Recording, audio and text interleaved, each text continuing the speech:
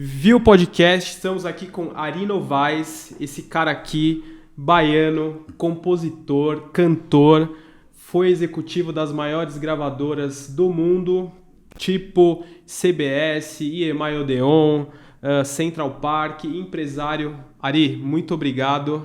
Oi, Henrique. Por ter aceitado um o prazer convite. em participar. Vamos bater um papo? Claro, com certeza. Primeira coisa, como você entrou nesse universo das gravadoras? Interessante. Ô, Henrique, você sabe que hoje a coisa é bem diferente, é bem mais fácil, muito mais fácil do que naquela época. Naquela época você tinha que estar muito bem inserido na questão para conseguir entrar. Mas eu, sem querer, eu acabei entrando. A coisa começou assim. Quantos anos você tinha? Na época eu tinha 14, 15 anos. 15 anos? Naquela época, eu, como sempre, fui sempre fã do Roberto, né? E acompanhei o Jovem Guarda de perto, né? Assim, tipo, participando do programa. Naquela época era difícil conseguir entrar no auditório. Mas eu sempre tinha um lugarzinho, porque eu conhecia todo mundo ali do controle. Enfim, o Ari, não tem problema. Eu ganhei até o Gato, né? O Gato e o Pique, que era a música do Roberto, me deu um apelido na época. Me chamavam de peitudo, porque disse que eu chegava junto, né? Foi o Pique. Ele tocava o saxofone do Roberto. Velho Pique. E o Gato, eles brincavam comigo, me chamavam de peitudo. O peitudo chegou. Tipo assim, o Roberto ia ensaiar ali no Teatro Record, na Augusta. Eles me levavam dentro da cabine do caminhãozinho era um carro-baú, né, pequeno na época, e a banda se chamava RC7. Eu ia com os meninos nos ensaios do Roberto, então a coisa era assim. Com 15 anos você já tinha contato com o Roberto? Foi. Eu era um menino muito ligado a essa questão de comunicação, rádio e televisão. E o que você fazia? Na verdade, na época, eu estudava e tinha um tempo mais disponível, né? Você sabe, o menino, o garoto. Hoje em dia as coisas mudaram, né, Henrique? Naquela época a gente vivia melhor. Então eu tinha meus avós, o meu vovô, o velho Prudenciano, né? E a dona Maria Salomé, minha avó era descendente de judeu. Está parte do papai. E eles me cuidavam de mim, aquela coisa. Você vai para lá, meu filho, olha, aquela coisa dos cuidados, o menino saía de casa. Mas eu ia embora, eu ia sozinho. Quando o Roberto casou com a Anice, ele foi morar aqui na região do Morumbi, né? E foi uma época maravilhosa. E a gente acompanhava tudo isso. Mas bem antes disso, né? Que foi a época do Jovem Guarda. O Jovem Guarda foram 2 anos de Jovem Guarda. Acho que foi 2 anos, 3 meses, coisa assim. Você começou em 75, né? E terminou em 77. Foi uma época maravilhosa. E a gente vivia aquilo, né, Henrique? Foi um movimento da música na época foi esplêndido. Nunca tinha havido antes e nem depois. Com aquela força que foi o Jovem Guarda, eu não vi mais. Eu vejo movimentos hoje da música, bonito, maravilhoso, pessoal, o sertanejo hoje grava muito bem, uma rapaziada bonita, sim. Tá? Eu tenho o maior respeito pelo sertanejo, a música sertaneja, eu tenho esse respeito por eles, que é pessoas bonitas que eu digo espiritualmente, é uma rapaziada legal. Eu sou fã, Zé Neto Cristiano, sou muito fã, aqui a gente é fã. Agora, onde chegou o Jovem Guarda, tá muito longe. Tá longe. Com certeza, Beatles, Rolling Stone, enfim, Mamas and the Papas, de Hollis, eram as bandas inglesas que dominavam o mundo. E tudo isso estava inserido nesse movimento a nível Brasil. Foi um movimento mundial, mas no Brasil foi um negócio assim espetacular. É um tal de nego gravar fazer versão daquelas músicas cantadas em inglês por aquelas bandas, sim. Né? Então, aquilo tudo, sabe, gerou um clima entre os jovens, uma coisa assim espetacular. E o jovem era muito livre. Nós vivíamos naquela época uma democracia bonita, era um Estado democrático assim, que hoje eu vejo que era lindo, né? Tinha suas restrições, a gente tinha que ter cuidado. Eu fui um menino que nunca me envolvi com coisa errada, droga, essas coisas. Sou sujo com esse negócio de droga. Sim. E na época era uma juventude bonita, não tinha essas coisas. Se havia alguma coisa, era isolado, né? Ou seja, essa repressão que o pessoal fala hoje em dia, que não, o jovem não podia fazer nada, isso é conversa. É mentira. Conversa. Esses caras que falam que nós vivíamos uma ditadura é mentiroso. Na verdade, na época eu era ladrão ou era sem vergonha mesmo. Queria fazer coisa que não é permitido e eles batiam de frente com o exército. Pô. Exército é uma direção maravilhosa, defensor da pátria. O Brasil é um espetáculo. Fora de qualquer coisa assim, é esquerdopata, eu não gosto. Hoje eu entendo muito bem e vejo aqueles caras que pregavam uma outra coisa, fora do regime, que era bom, era maravilhoso. Eu fui um menino que assim que passei 18 anos, já passei a ter carro. Né? Eu nunca tive problema, era uma época maravilhosa. Eu vejo. Ia para os bailes, numa boa. Era época maravilhosa, curtia Johnny Hoover, os bailes sem Johnny Hoover. Mas vamos lá, Beatles, vamos enfim, lá. Como você começou? Como você chegou nesse meio aí? Aí que tá. Eu, naquela época, eu tinha essa aproximação, né, principalmente da televisão, mas a gente não tinha noção de que aquela coisa pudesse chegar a ponto de um dia vir trabalhar em gravadora. Não, eu não pensava assim. Não imaginava. E de repente eu fui convidado por gravadoras, né, querendo que eu fosse divulgador, né, aquele cara que falava, né, dos interesses da gravadora nos meios de comunicação, na época rádio e televisão. Eu comecei fazendo rádio, né? Eu comecei, Legal. Na verdade, eu fui divulgador de um selo chamado Central Park, do Dick Danello e Michael, eram dois jovens inteligentíssimos e muito fundamentados na música, e eles tinham a gravadora deles, que era Central Park, que era distribuído pela RCA Victor. O meu primeiro trabalho como divulgador foi We Say Goodbye, Dave McLean. Foi trabalho meu, eu era o único que trabalhava. E foi maravilhoso. Da Central Park eu fui para a Chantecler Continental, que era da família Byton, né? A fábrica ficava na Avenida do Estado. Da Chantecler eu fui para a GTA, que na época tinha a Som Livre e a GTA. A Som Livre da Rede Globo e a GTA da Rede Tupi de televisão, do grupo Assis Chateaubriand, Diários Associados, enfim, TV Tupi. Era um espetáculo. Eu trabalhei na GTA, na época da Ana Maria, minha amiga Ana Maria, a Zezé. Zezé, cadê você, mulher? E aí, na GTA, foi um trabalho maravilhoso, e a EMI Odeon me chamou, né? E eu garoto, aquela coisa, né? E um belo dia eu estava lá no Sumaré, e um amigo maravilhoso que era da EMI Odeon falou: Ari, nós chamamos você não foi na EMI? Pô, aquela coisa, né? Aí que eu falei: é mesmo, você falou. Eu não tinha aquela consciência do que significava EMI. Quantos anos você tinha nessa época? Eu tinha uns 20 e poucos, 28, 29 anos. Acho que um pouco, por aí. Aí eu fui para a EMI. O salário era um salário, a vida de um garoto era uma maravilha, espetacular. Eu fui para a área EMI Odeon. EMI Odeon, o sonho de todo mundo, eu disse todo mundo, não era 99, mas todo mundo que trabalhou no meio, que era do meio artístico, rádio e televisão, o desejo é um dia ter a oportunidade de trabalhar numa EMI Odeon. Ali era o topo da carreira. CBS. E graças ao meu Deus, com certeza Deus já atuava na minha vida. Eu fui para a EMI Odeon. Trabalhei na EMI, depois de um bom tempo, eu fui convidado pela CBS e fui trabalhar na CBS. Que legal, que legal. Foi uma época maravilhosa. Falando da EMI, a gente conversando antes aqui, você me mostrou foto recebendo o prêmio no Chacrinha. Foi, conta aí. Nós tivemos muitos eventos interessantes, que nós quebrávamos um recorde de execução de um determinado artista, recorde nosso. Tipo assim, tinha as blitz. Tipo assim, por exemplo, Milton Nascimento, Maria Maria, a música Maria Maria. Nós quebramos um recorde de execução no dia do lançamento nosso, que já nós tínhamos feito outros lançamentos, que tínhamos feito tantas execuções de rádio num dia só, que havia nós chamávamos de blitz, né? E com a música Maria Maria, Milton Nascimento, Clube da Esquina, bicho, nós arrebentamos, falei, rapaz, nós quebramos um recorde nosso. E que a EMI Odeon dominava o mercado.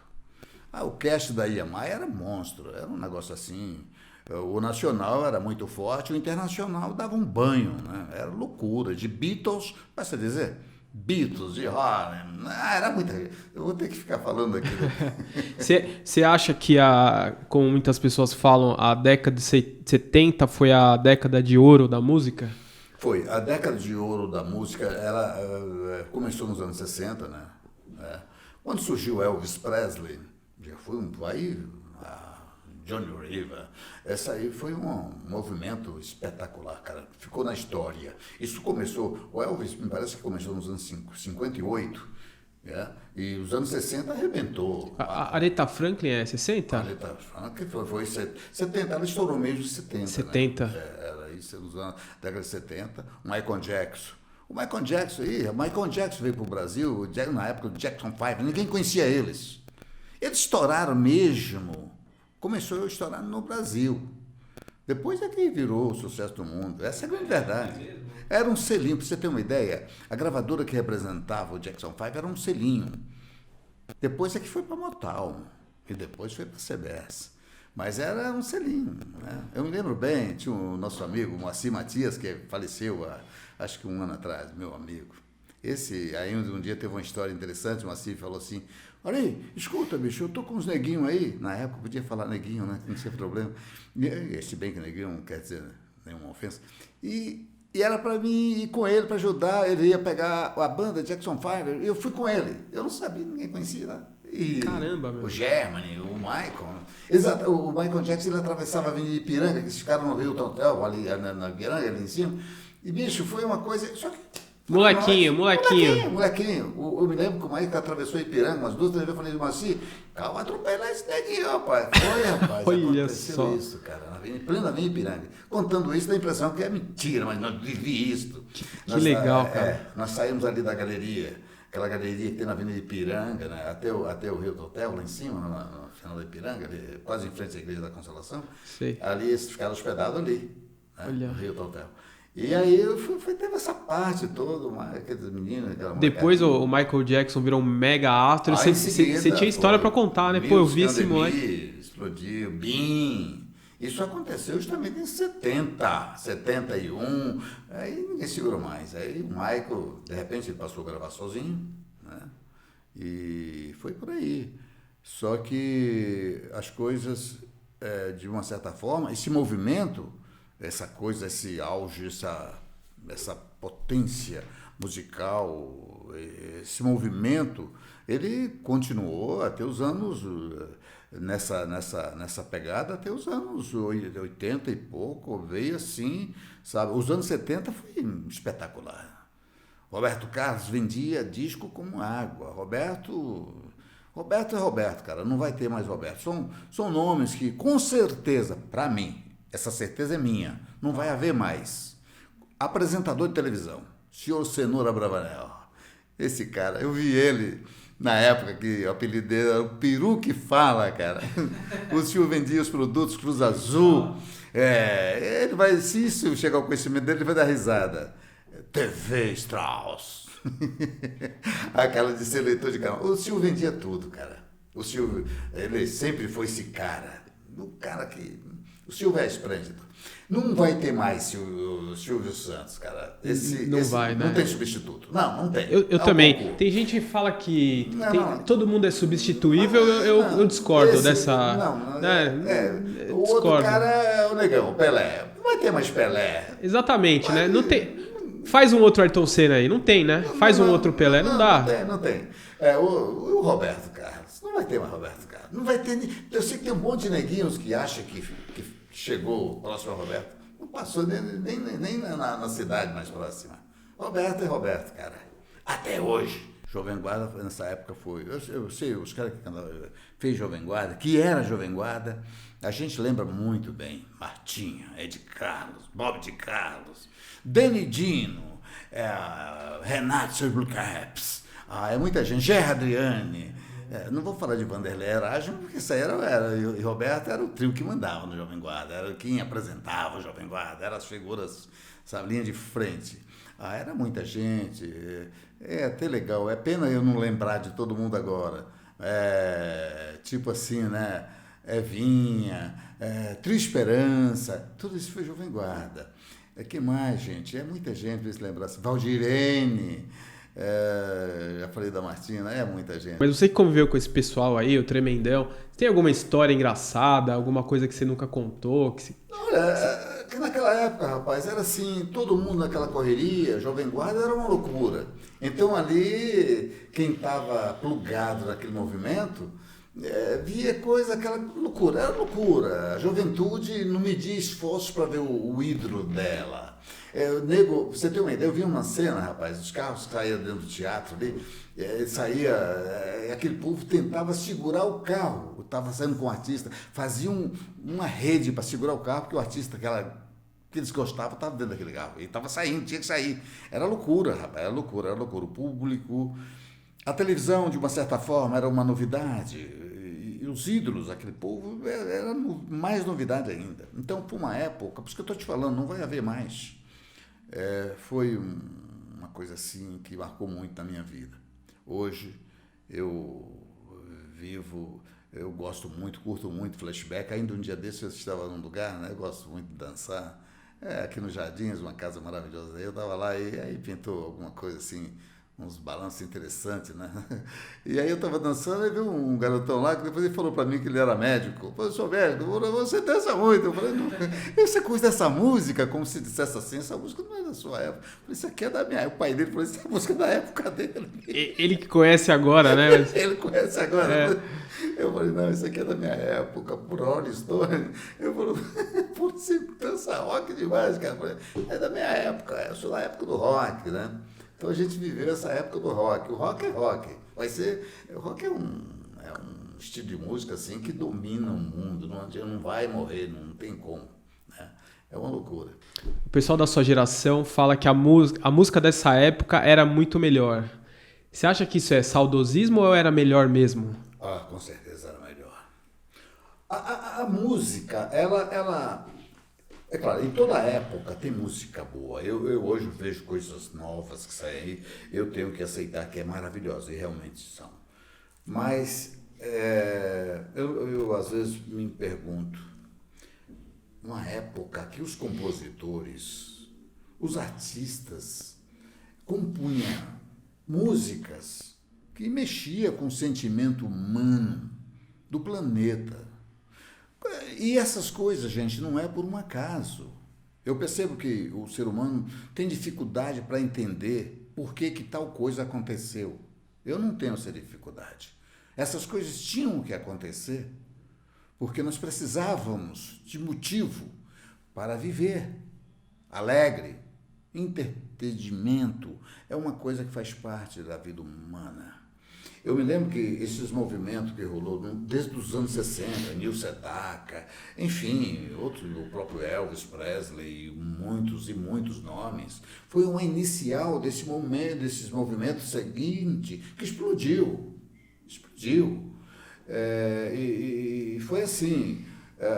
E você escuta isso hoje e você só volta a chorar, porque é músicas lindas, maravilosas. A banda Beatles, que era da Ian Odeon, ficou na história. Não vai ter mais Beatles. Não vai ter uma banda que faz, sabe? Que chama atenção. 4 jovens chamando a atenção do planeta. Foi uma loucura. Você assiste aqueles musicais de Beatles. Tinha gente que passava mal. Era loucura. Mal, né? E gozado. Aquilo aconteceu com Roberto Carlos aqui no Brasil. Era a mesma loucura. Sabe? Lá na Inglaterra, Beatles não podia sair nas ruas. Era loucura. Se você olhar, voltar ao passado, ver esses videoclipes que está aí na internet, você vai ver. Então, e aquilo tinha que acontecer. Aquela juventude precisava de uma diversão de tal tamanho. E aquilo migrou para o mundo inteiro. O Brasil, que é esse país maravilhoso, festeiro, povo festeiro. O povo brasileiro é um povo maravilhoso, cara. O povo do Brasil, eu sou apaixonado. Não é porque eu sou brasileiro, não é porque eu sou da terra por onde tudo começou. Eu sou baiano, né? Criado em São Paulo. O brasileiro é apaixonado por coisas boas. O brasileiro gosta de música, gosta de festa. O brasileiro gosta de alegria, é um povo alegre.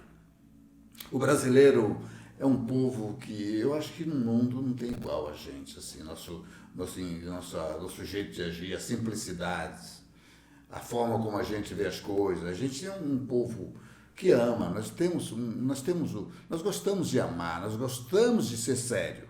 Tem pessoas erradas? Claro que tem, isso em qualquer lugar do planeta tem. Mas olhando de um ângulo mais alto, você vai ver que o nosso povo é um povo bonito, um povo, sabe, apaixonado, um povo sério, um povo do bem. Povo do bem.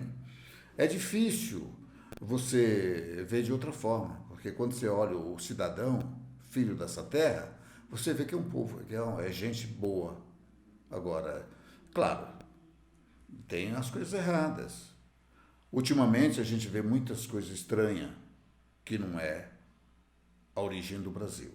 Eu sou muito pátria amada, eu sou muito Brasil. Eu amo a minha pátria e me orgulho em dizer, eu sou um brasileiro apaixonado pela minha pátria. Abaixo de Deus, minha família, minha pátria. Lembrei agora, pegando um gancho com a música, você falou dos Beatles, o John Lennon tem aquela música Imagine, que eu sei que muita gente vai me criticar, mas eu pessoalmente acho a letra uma porcaria.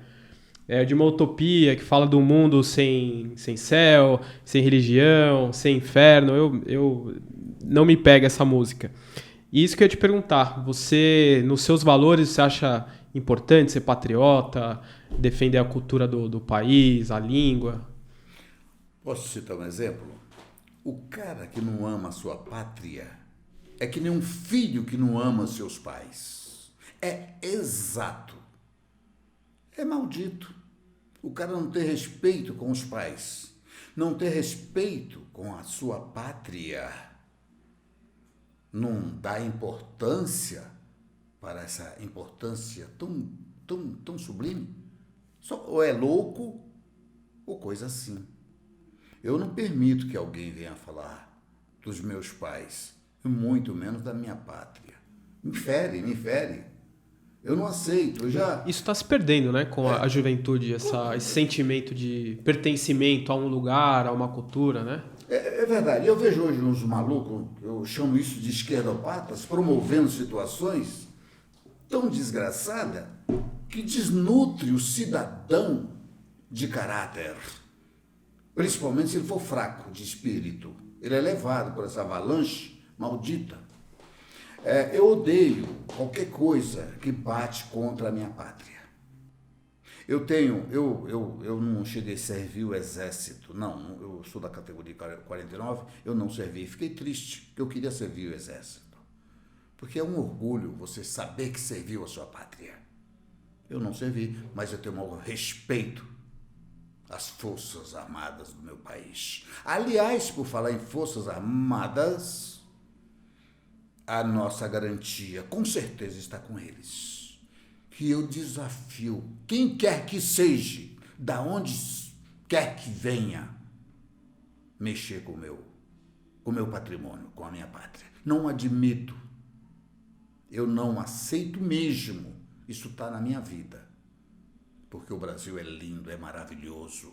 É um petisco do mundo. O mundo inteiro baba quando se fala Brasil. E Brasil é com essa. Quer tirar uma casquinha, né? Quer dizer, todo mundo quer vir dar palpite, que fica aquela coisa do Amazonas. Vamos cuidar da Amazônia, né? Deixa eu abrir uma ONG. Todo mundo queria ter uma... Eles derrubaram as matas dele, acabou com a natureza dele e encheu o saco da minha terra. Aquelas ONG lá é ponto de malandros. Ali, cuidando de índio, preocupado com saúde. Mentira, tudo conversa. Cascata. Querem ficar fazendo hora ali dentro para morder as nossas preciosidades. O Brasil precisa ter segurança de fronteira do Iapoque-Cachoeira. Eu sou defensor dessa condição, gente. Nós precisamos ter consciência do que é nosso. Nós precisamos ter certeza que este é o nosso lugar. Brasil. Ari, a internet veio para revolucionar a maneira da informação, como a informação chega para todo mundo. Você acha que o brasileiro está abrindo o olho, acordando? Ô Henrique, você sabe que no Brasil sempre foi dito assim, que nós somos um país democrata, né? Democrático, né? Mas essa tão sonhada democracia, pela primeira vez estou vendo agora, graças à internet.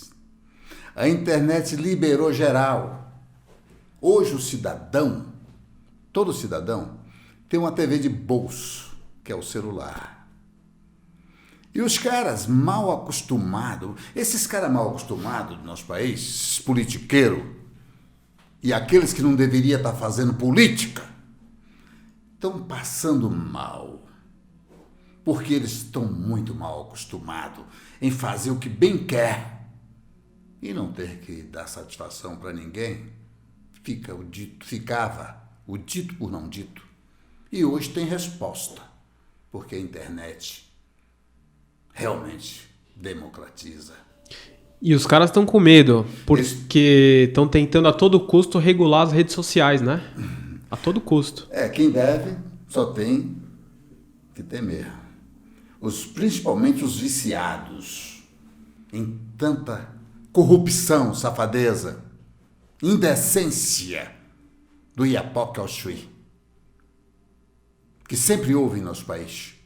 E não podíamos falar nada que já pintava aquele cidadão. Você sabe com quem está falando? Você sabe quem eu sou? Você sabe? É porque não da carteirinha, da carteirada. E isto veio desde que disseram que descobriram o Brasil, puseram esse medo no cidadão, desde a escravidão. Os coitados eram açoitados, faziam o que bem queriam com eles. Essa coisa continuou. Essa coisa, esse passado da monarquia. Eu sou do estado onde isso aconteceu demais. E em todo o Brasil, ninguém podia falar nada, que o cara olhava você assim, com um olhar de que você não era nada, você não podia estar falando. Era assim. Até hoje tem umas figurinhas que se atrevem em tratar as pessoas assim. Eles medem a pessoa pela cor, pelo tamanho, pela família. Ainda tem esses nojentos. Nojento é bom, né? Mas infelizmente são mesmo. Essa coisa tem que acabar. E a internet te permite esse acesso. Que da onde os caras não esperam sai a palavra-chave. E estão aprendendo, os malandros do passado, estão aprendendo que o chão brasileiro realmente está vivendo um Estado democrático pela primeira vez. Democracia é isto, Henrique, poder falar. É o teu direito de ir e vir. Isto está na Constituição. Mas os malandros não querem que você exerce, que você fala. Eles ficam nervosos, irritados, te ameaça, fica fazendo coisa ridícula. Tem negrinho aí fazendo coisa que é medíocre demais. Eu fico, como pode? O cara fazer uma coisa dessa? Assumindo uma posição dessa? Será que ele não está vendo? Ele está pagando mico. Esses caras estão pagando mico. Você sabe que o diabo, ele tira a vergonha do sujeito. Aí o cara fica sem. Se o cara ficou sem, fica vulnerável a tudo que o lixo quer. É o que acontece com essa gente. Eu falo, como pode um homem desse, num cargo desse, fazer essas bobagens? Pô, eu estou morrendo de vergonha por ele. Será que ele não está vendo? Ele não tem uma assessoria, ele não tem uma família que canta a bola para ele maneirar, para não fazer assim. Eu fico triste, Henrique. Mas você acha que o sistema está podre ou é a índole individual mesmo? Não está não, sempre foi. Agora com a internet, eles estão... Henrique, eu vou lhe falar uma coisa. Eu sou um cidadão, eu sou um caipira, criado na cidade, mas eu vim na roça.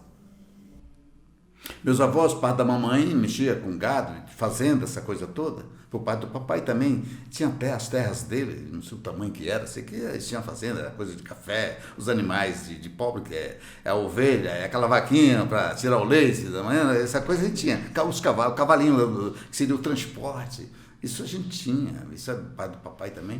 Enfim, então sou um cara da roça. E eu me lembro que essas coisas já aconteciam naquela época, os senhores, né? Naquela época eles faziam pior. Hoje em dia eles fazem a mesma coisa parecida, só que Eles estão perdendo. Estão perdendo esse mau costume, esse costume maldito.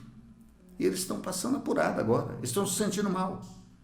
Essa coisa do neguinho ficar subestimando as pessoas, pondo medo nas pessoas, para que as pessoas não falem.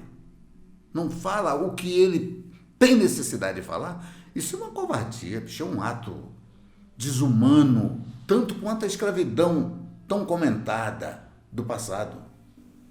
Eu tenho uma música aí que fala assim, o passado está presente, eu me refiro a esta situação, e o Brasil está democratizando de uma vez por todas.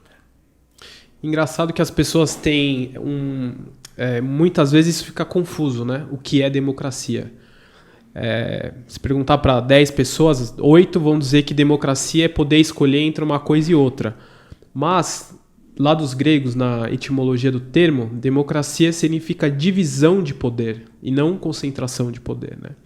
Então, quando o poder estiver dividido e não na mão de poucas pessoas, aí sim, de fato, estaremos vivendo numa democracia. Estado democrático, com certeza. Você acha que o Brasil tem jeito? Com certeza absoluta. Aliás, já chegamos, ou estamos próximo da onde nós vamos poder falar do nosso jeito. Alá Brasil, porque até aqui, até ali, até ontem, a coisa estava travada. Mas hoje, soltaram o cabo da nau. Soltaram o cabo da nau, essa? Não porque quiseram, foram obrigados. E essas medidas, o que você pensa sobre essas medidas que estão tendo na pandemia agora, essas restrições, fecharam o país, o que você pensa sobre isso? Ô Henrique, a verdade eu acho, sou eu, cidadão, me considero um cidadão democrático. Eu gosto desse direito e vou exercer. O vírus é real, é verdadeiro e é perigoso. Nós não temos intimidade, até porque essa coisa surgiu em nosso país, vindo de outros lugares do mundo. Agora, tem muita politicagem, muita safadeza de políticos indecentes que não têm vergonha. Você enxerga que tem um pessoal aí que acha que quanto pior, melhor? Quanto mais eles promoverem a desgraça através desse movimento, e até hoje essa coisa do coronavírus virou mais movimento de politiqueiros indecentes. Nós já vimos tanta coisa, de todos os ângulos. Nós não temos certeza de nada. Eu tenho certeza que o vírus é perigoso. Nós precisamos se cuidar.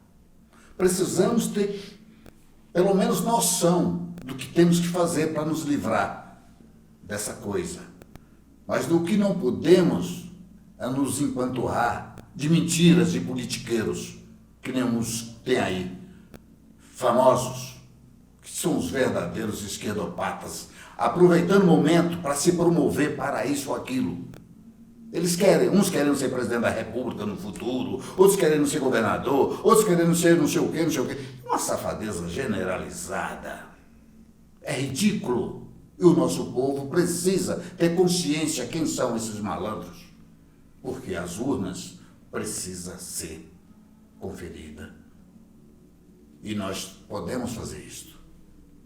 Nós temos que estar de olho nesses caras. Que as eleições, meu irmão, eu creio que as próximas eleições vai dar enxugada maravilhosa. Vai dar uma boa limpada? Vai dar uma boa limpada. A limpada. próxima já vai dar uma boa limpada. E esse povo, eu já estou vendo nego aí, já se mexendo, que viu que o tiro não já atingiu o alvo que ele queria, o que ele deseja. Já estão mudando o tom da conversa.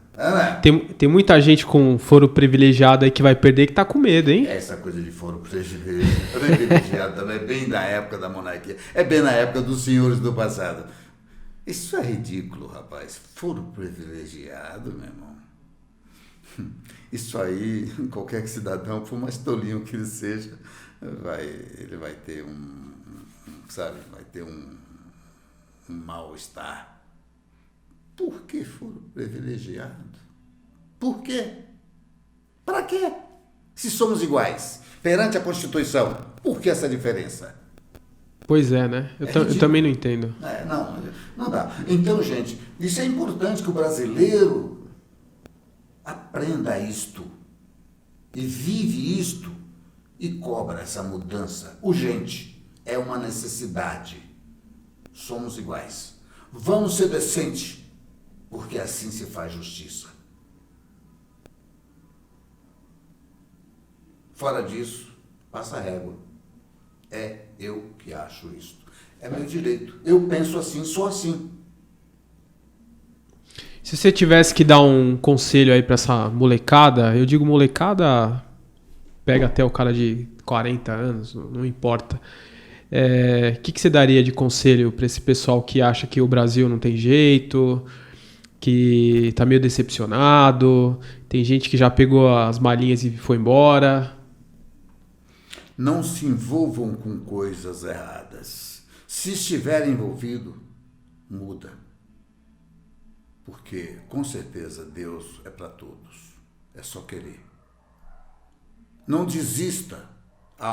Não importa onde esteja. Luta, saia da lama. Saia da indecência. Custe o que custar. Se esforça. Você conseguiu entrar, você consegue sair. É só querer. Não aceita o que não é seu. Não concorda com a mentira. Seja homem. Quando se fala homem, é homem e mulher. Seja. Não seja uma farsa. Porque a indecência é a pobreza, é a mediocridade que o diabo oferece. E os fracos de espírito se envolvem e passa a achar que é o certo. Vou até dar um exemplo. O fumante, ele fuma, tem um mau cheiro desgraçado da nicotina. Tem nego aí que apaga a bituca, apaga o cigarro e põe a bituca no bolso. Fica parecendo cinzeiro sem lavar. Mas para ele é normal. É coisa parecida. O exemplo é mais ou menos assim. A pessoa se acostuma. Se acostuma com a imundice. É que nem eu falei para você. Primeira coisa que o diabo faz, tira a vergonha do indivíduo.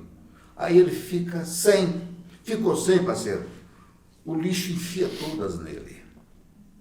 E ele aparece achando que é o cara. É aí que ele paga mico. Fica pagando mico, aquela cara. Aí você fala, por que ele não tem uma assessoria, ele não tem uma família para falar que isso não pode? Não adianta. Ele acha. Você pode ver que no mundo inteiro, aqueles caras se diz ditador, aqueles caras que eles não aceitam nada, cara. Eles rejeitam até a própria família, se for dar um conselho para ele parar de ser danado. Isso é uma obra do mal. Respeita o outro, seja ele quem for. Henrique, eu tenho essa formação porque papai e mamãe me ensinou. Meu filho, respeita o próximo, para você ser respeitado, meu filho. Você não gostou daquilo? Evita. Não passa nem perto. Não conviva. Está escrito a palavra de Deus. Mendiga com quem andas, que eu direi quem tu és. Se tu anda com... Peraí, o que eu vou pensar? É assim, a vida é assim. Henrique, a vida é uma coisa tão preciosa. A vida, Deus nos deixou numa condição tão privilegiada. Malditos são aqueles que rejeitam o Pai do céu. É maldito. Aliás, tem uma frase aqui que às vezes as pessoas entendem tudo errado. O que é um cara sem camisa? É um sem camisa, um descamisado. Ou melhor, o contrário. O que é um cara descamisado? É o cara sem camisa. O que é um cara desgraçado? É o cara que não tem a graça de Deus. É uma pessoa sem a graça. Não tem a graça de Deus, é um desgraçado. Verdade. Essa é a interpretação exata. Quem tem dúvida? Você está pior do que eu pensei. Você não tem dúvida sobre isso? O cara sem camisa é o quê? É um descamisado. O cara que não tem a graça de Deus. Então, Henrique, eu luto, rapaz. Tudo que eu consegui na vida foi muita luta, cara. Eu comecei a trabalhar muito novo, bem garotinho. Na época, no primeiro emprego trabalhando, eu tinha 12 anos. Eu me lembro bem, o salário mínimo era R$ 84. Do menor de idade era 42. Eu trabalhava. Eu gostava de trabalhar. Pulava da cama 4 horas da manhã. Ia trabalhar em seguida. Eu achava gostoso, um frio, porque São Paulo fazia frio antigamente. Foi precioso para mim. Papai me pôs para trabalhar logo cedo, mamãe. Tinha os cuidados da parte dele e eu fazia a minha obrigação de trabalhar. Hoje em dia é proibido, né? Tem essas novas... É uma visão nova de mundo, mas você acha que foi importante? Você acha importante, desde cedo, os pais ensinarem o valor do trabalho, do esforço? Ô, Henrique, não tem ninguém mais habilitado abaixo de Deus do que os pais para cuidar dos seus filhos. Essa coisa do menor não poder trabalhar só depois, eu acho que isso foi uma perca muito grande, porque eu comecei a trabalhar cedo. E antes de trabalhar oficialmente para alguém, papai e mamãe já botavam para fazer os trabalhos de casa, limpar o quintal. Eu limpava, que não me fez mal não, Henrique. Mas hoje não pode. Se uma criança lavar um quintal é judiação. É uma perca muito aí grande. É uma perca muito grande. Vão denunciar os pais pro conselho. Não, hoje não pode. E acaba hoje não gerando pode. uma situação... A criança hoje tem que ser feliz, o adolescente tem que ser feliz, ele não pode fazer nada. É uma judiação. Eu creio que o futuro vai dar a criança precisa se nutrir dos princípios dos pais. Se o pai for errado, aí sim, entra em ação quem tem que mexer com isso. Mas o pai, rapaz, o pai e a mãe, eu acho isso porque eu vivi isso. Eu sou da época que a gente começava a trabalhar cedo. E o papai puxava, a mamãe gostava de puxar minha orelha. Uma bobaginha, falei uma bobagem, aqui puxava minha orelha. Eu já, quando ela vinha com a mão, esperava puxar, mas ela dava puxar uns dedos, ela me quebrava o galho, puxava um pouquinho só para mim se lembrar, né?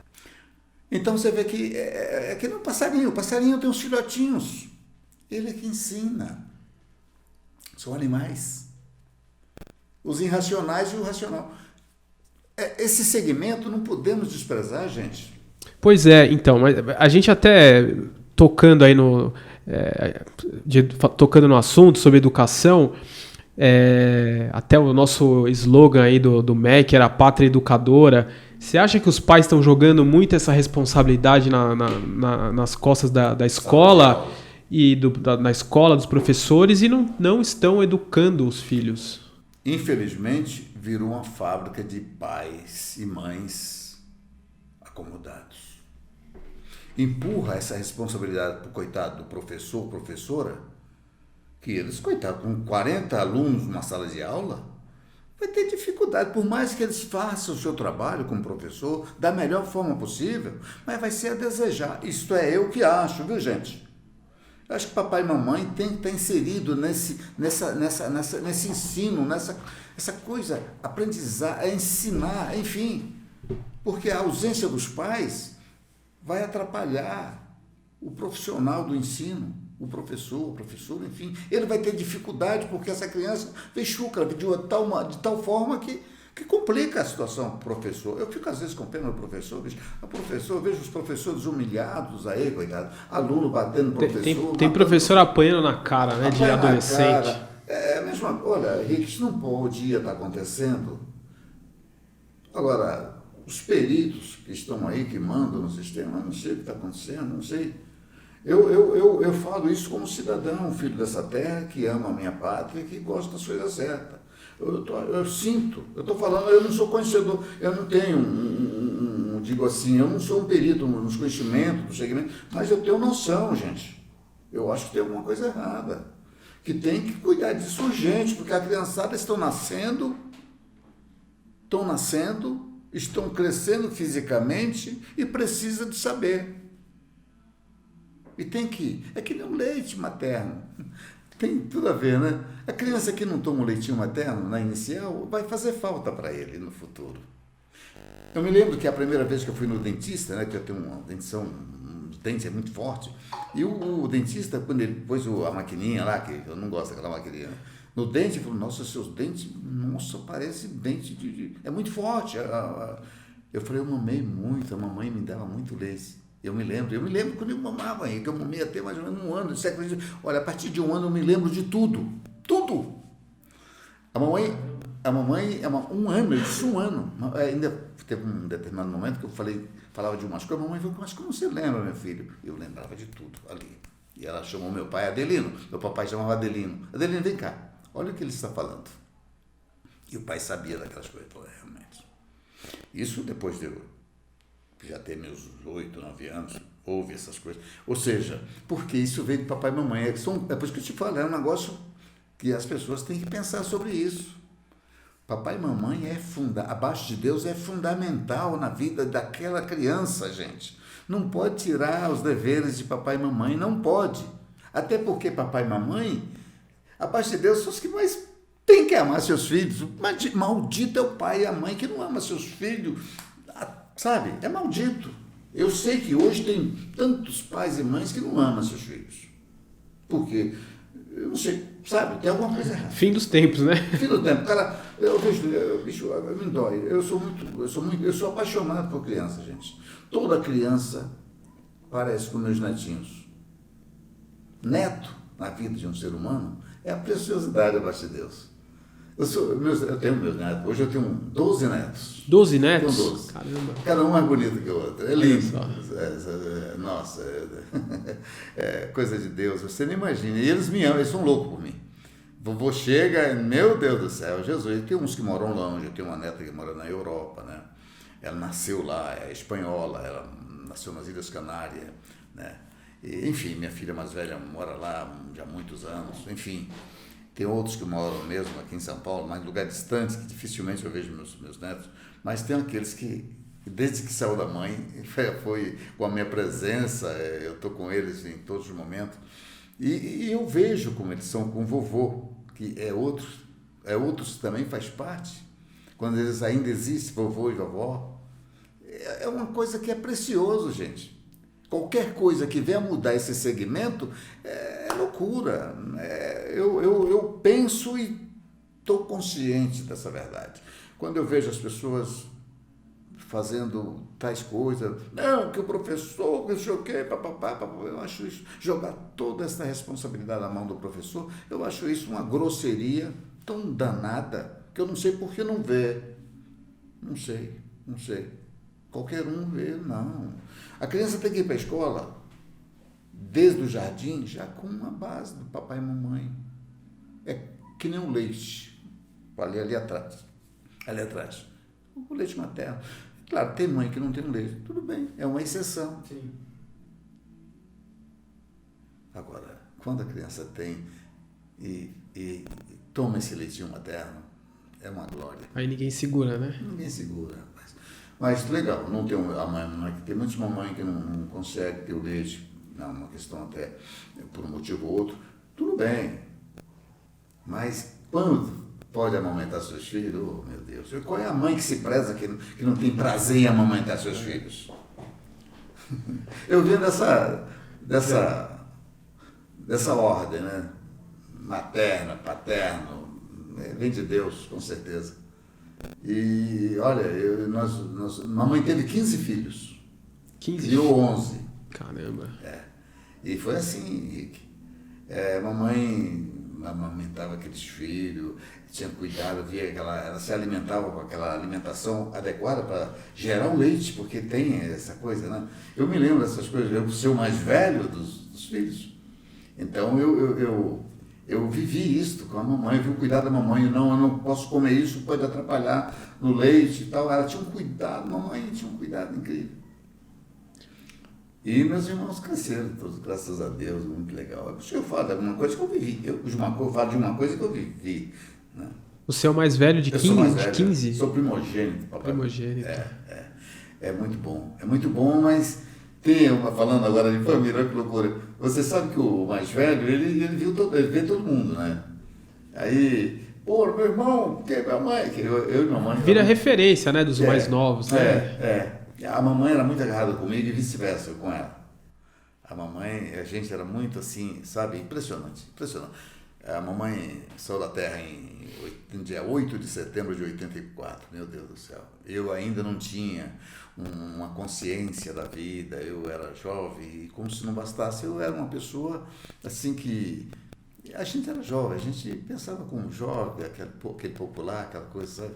Que depois você passa a ter mais consciência da razão da vida, aí você começa a ver, meu Deus, sofri muito com a saída da mamãe, essa coisa, porque eu amava e amo até hoje a mamãe. Então, e o papai, meu pai era aquele cara simples, mas que gostava das coisas direitas.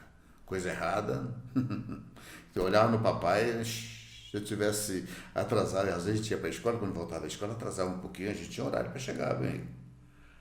Chegava um pouco, 15 minutos fora do horário, a gente dava um problema, rapaz, era uma cobrança. Eu sentava lá num banquinho que tinha, a minha mãe dava primeiro, e o pai, quando chegava à noite do trabalho, ela passava o assunto, meu pai, meu Deus, com a mãe, tudo bem. Ainda tinha uma conversa ainda. Mas eu sabia que ainda tinha um pai pela frente, minha mãe passava a bola para o pai, e o pai já era uma conversa. Então essas coisas... Mudou muito, né? Mudou muito. Então, eu vejo nos dias de hoje, rapaz, a criança não tem esse suporte, vindo de papai e mamãe, eu fico com dó. Eu vejo tanta criancinha jogadas, rapaz, às vezes eu estou indo na rua assim, eu vejo uma situação, eu saio chorando, cara, eu saio enxugando as lágrimas, eu saio limpando, agora com esse negócio de máscara, eu até, às vezes eu ponho óculos, as lágrimas descem, eu vejo crianças, meu Deus, cadê essas crianças? Ô Rick, eu vou falar uma coisa aqui. Não me queiram mal os que vão assistir. Eu sou contra aborto. Sou contra mesmo. Agora, eu sou favorável à vasectomia e laqueadura. O cidadão não está em condições de ter filho. Que o sistema de saúde forneça essa condição para que eles não gerem filho para ser jogado no lixo. Eu acho. Eu estou errado? Então me perdoe. Porque é duro você ver uma criança jogada nas calçadas, passando fome, sede, frio, jogadinha. Eu vejo as criancinhas descalças nas calçadas. Isso me estraga o dia, cara. Me estraga o dia. Eu fico o dia todo, sabe, cara? Porque e o homem pode corrigir, porque Deus deu a sabedoria para o homem. O homem não é nada. O que ele faz, o que ele aprendeu, foi Deus que permitiu. Eu sou médico. É uma permissão de Deus, companheiro. O senhor descobriu, Deus permitiu que o senhor descobrisse para que nós tivéssemos um dia melhor. O senhor é um feliz portador de uma coisa maravilhosa. Olha que legal, ele é um médico, ele é um engenheiro. Imagina a engenharia como está avançada, né? Então o cara fala, não, senhor... Mas dificilmente você encontra um cara que tem humildade para reconhecer assim. Sim. Ele pensa que ele é que é o cara. Aí é que está a grande perca do ser humano. Nós temos que ter o básico, o suficiente para ter humildade. Mamãe falou, filho, seja humilde. Porque a humildade tem que ter um controle. Se você for humilde demais, os outros lhe pisam na cabeça. Você não pode se agachar muito, filho. Mas seja humilde. Nós temos que ter o básico para viver um dia melhor. É assim que eu sou.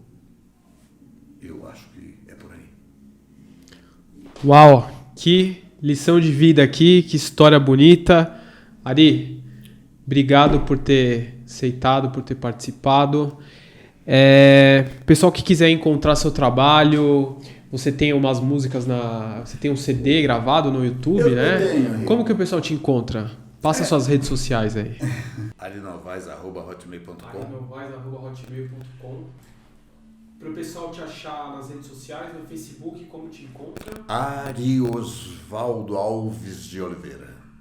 E no YouTube você também tem o seu CD lá, suas músicas, que eu já Tem. vi algumas. Entra Ari Novaes. Ari Novaes. Joga no Face, Ari Novaes. Aí vai achar. Tá? Tá certo. Major, muito obrigado pela entrevista, pelas palavras, pela experiência de vida, e dá um alô aí pro pessoal do canal. Obrigado você, Henrique, pela oportunidade de poder falar, de expor as minhas ideias, como eu sou. Para mim é muito bom essa oportunidade e dizer que eu sou mais um cidadão filho dessa terra que ama a pátria. Brasil, este é o meu lugar. Pessoal, gostou do conteúdo? Se inscreve, viu o podcast.